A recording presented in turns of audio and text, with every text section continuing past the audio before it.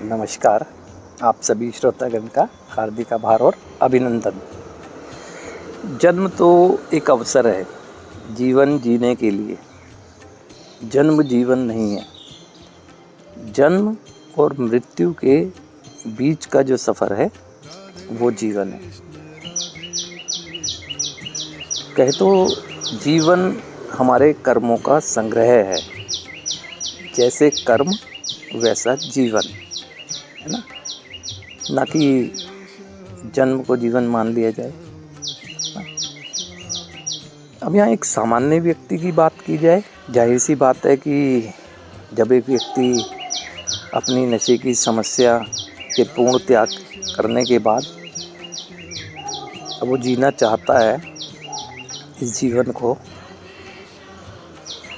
तो कर्मों की यह भूमिका होनी है। क्योंकि अगर उसने जो विनाश किया है अब तक नशे के प्रभाव की वजह से कहें तो अगर सच्चाई ये है कि सोच की वजह से, कि उसकी सोच ही तो उसे नशे की तरफ ले गई और फिर नशे ने अपना प्रभाव दिखाना शुरू किया, यानी सोच को इस कदर बीमार कर दिया। अच्छा खासा व्यक्ति जो जीवन में अच्छे कर्म करके एक अच्छी सफलताएं प्राप्त कर रहा था, अब वो अच्छे कर्मों के लायक ही नहीं रह जाता है। तो अब यहाँ समझने वाली बात जो ये है ना, किया क्या जाए ना, सबसे पहले तो यही समझना ज़रूरी है कि जन्म जीवन नहीं है। तो फिर जीवन क्या है और कैसे जिया जाए?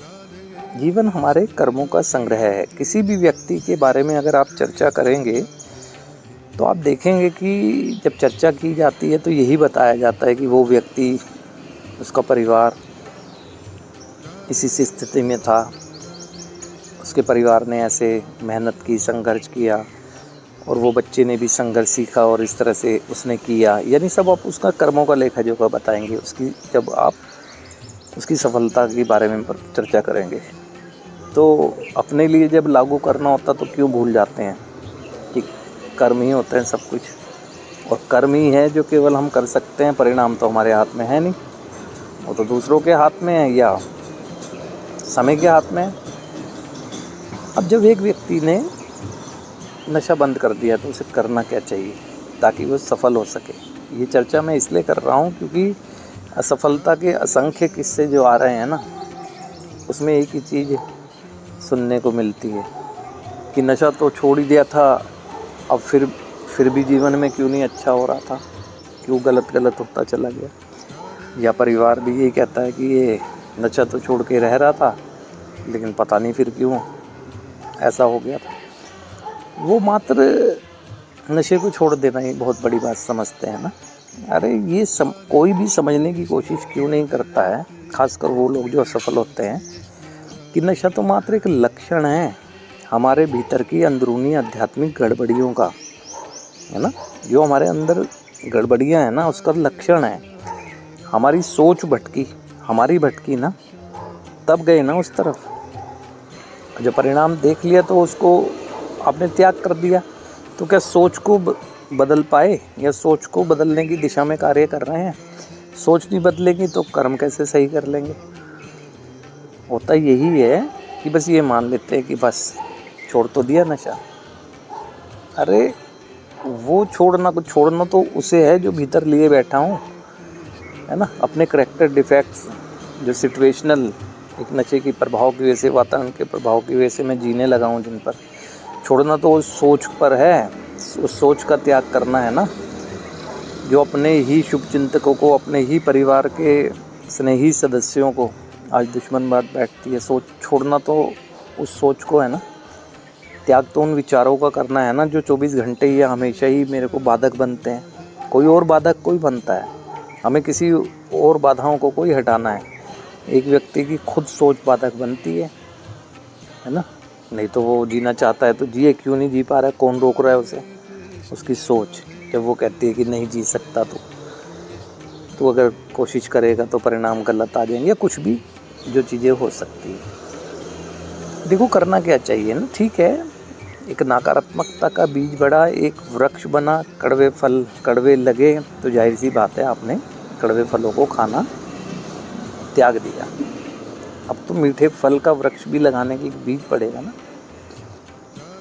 उस बीज से पहले सबसे पहले प्रोसेस वही होगा। किसी खेत में कोई फसल काटी जाती है तो तुरंत अगला बीज को ही डाल दिया जाता है। कोई फसल काटी गई, जैसे हमने अपने पास में जो नेगेटिविटी की है वो फसल की तरह उगी हुई है, पहले तो हम त्याग करेंगे उसका।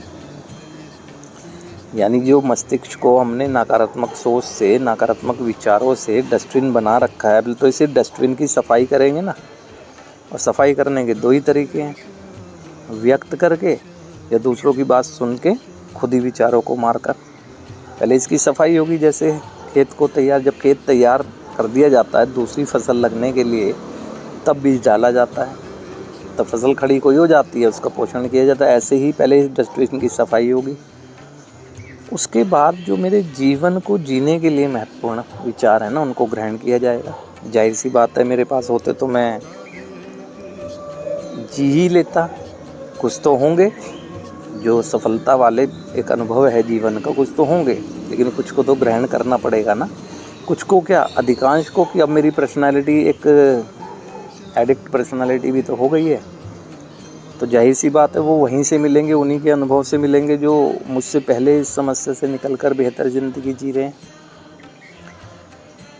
तो उनके संपर्क में जाना होगा ना, एक प्रबल इच्छा लिए कि जो मार्गदर्शन मिलेगा उसको अप्लाई किया जाएगा। तो विचारों को ग्रहण करेंगे, सोच को व्यक्त करेंगे, सोच बदलेगी, विचार बदलेंगे तो व्यवहार भी बदलेंगे, है ना।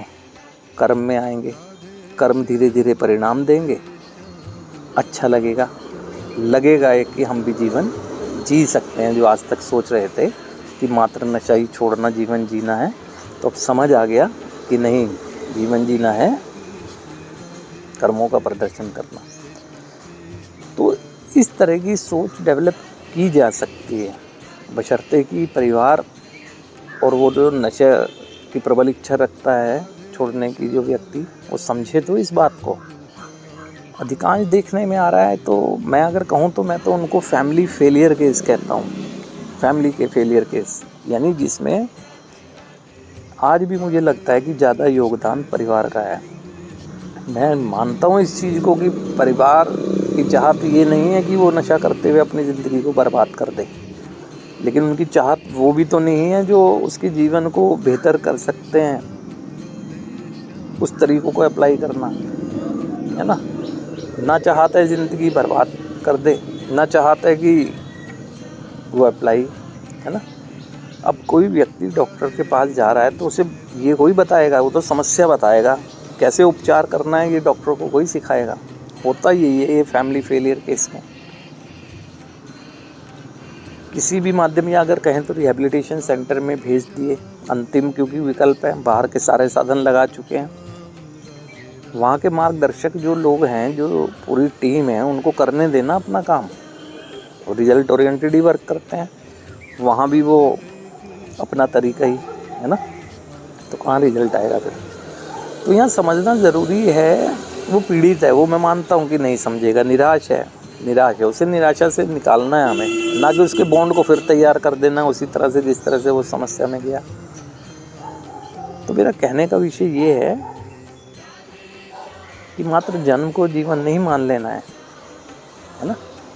जन्म को जीवन मान लेंगे तो नुकसान ही होगा, और ना ही खाली नशे के त्याग को ये मान लेना कि समस्या का समाधान हो गया। समस्या तो फिर दिखेगी हमें। नशे का त्याग तो इसलिए करना ज़रूरी है ताकि ये मस्तिष्क हमारे नियंत्रण में रहें और हम वास्तविक समस्या को देख सकें, आइडेंटिफाई कर सकें, उसका उपचार कर सकें। तो इस विषय पर ध्यान देना चाहिए। ये भी एक असफलता में बहुत महत्वपूर्ण भूमिका निभाता है। और ख़ासकर जो आज लोग ट्रैप नहीं हुए हैं ना, उनको भी ये चीज़ आइडेंटिफाई करनी चाहिए कि पहले एक इंसान की सोच पथभ्रष्ट होती है।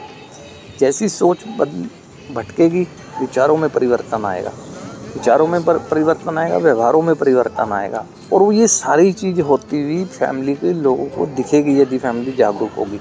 सबसे पहले उसकी लाइफस्टाइल का ग्राफ गिरता है, एक जीवन शैली में बदलाव आता है, लगातार वो बदलाव आता जाता है। किसी भी वजह से परिवार से चूक हो जाती है, तभी तो परिवार कहते हैं जी हमें पता ही नहीं चला, 3-4 साल बाद पता चला। तो क्यों नहीं पता चला, घर में ही तो आता था। तो किसकी चूक है ये? परिवार की, है ना। इस समस्या का समाधान देखो स्पष्ट बात है, बिल्कुल मिलकर ही हो सकता है और परिवार की जागरूकता से ही हो सकता है, समाज की जागरूकता से ही हो सकता है। कि नशे की समस्या के समाधान के लिए एक ही चीज़ है, वो ये है कि जागरूकता ही विकल्प है। और व्यक्ति जागरूक तब होगा जब इस समस्या के संदर्भ में शिक्षित होगा ना, शिक्षित होगा, क्योंकि उसकी अपनी बौद्धिक ज्ञान या किताबी ज्ञान कहें, बौद्धिक ज्ञान कहें, या बड़ी बड़ी अचीवमेंट की हो, ये उसकी समस्या से बच्चे को जाने से रोक नहीं पाया ना, है ना। तो इसीलिए इस समस्या के संदर्भ में वैसे बहुत शिक्षित हो सकते हैं, सम्मान करता हूँ परिवार के सदस्य, लेकिन पर्टिकुलर एक नशे की समस्या के समाधान के लिए उन्हें शिक्षित होना होगा, क्योंकि शिक्षा ही तो जागरूकता लाती है और जागरूकता ही विकल्प है। तो आज के लिए आप सभी श्रोतागण का हार्दिक आभार, पुनः अभिनंदन।